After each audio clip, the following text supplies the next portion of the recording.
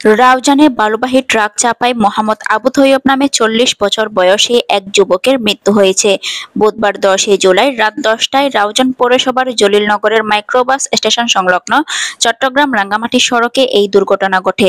নিহত আবু তৈয়ব পার্বত্য রাঙ্গামাটি জেলার বেতবুনিয়া ইউনিয়নের ৮ নম্বর ওয়ার্ডের গোদারপাড় এলাকার প্রয়াত শায়ের মোহাম্মদের ছেলে।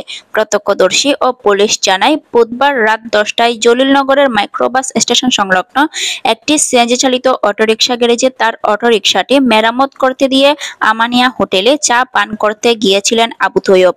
চা পান শেষে সড়ক পার হওয়ার সময় দ্রুতগামী বালুবাহী ট্রাকের ধাক্কায় ঘটনাস্থলে প্রাণ হারান আবু তৈয়ব।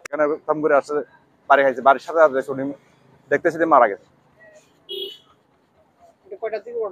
এই কিছুক্ষণ আগে হয়েছে। সংবাদ পেয়ে রাউজান হাইওয়ে থানা ও রাউজান থানা পুলিশ ঘটনাস্থলে গিয়ে মরদেহ উদ্ধার করে রাউজান উপজেলা স্বাস্থ্য কমপ্লেক্সে নিয়ে যান। হাসপাতালে নেওয়ার আগেই আবু তৈয়বের মৃত্যু হয়েছে বলে জানিয়েছেন রাউজান উপজেলা স্বাস্থ্য কমপ্লেক্সের কর্তব্যরত চিকিৎসক। স্বামীর মৃত্যুর সংবাদে ঘটনাস্থলে ছুটে আসেন নিহতের স্ত্রী লাভলি আক্তার ও ছেলে রাফি সহ আত্মীয় স্বজনেরা। তাদের আহাজারিতে ভারী হয়ে ওঠে সেখানকার পরিবেশ।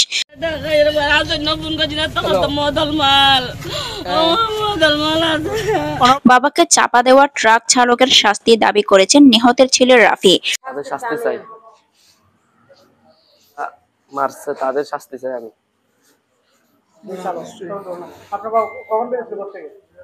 ঘর থেকে বেরিয়েছি তখন 10টা বাজছে। বরাবর খবর পাইছি তখন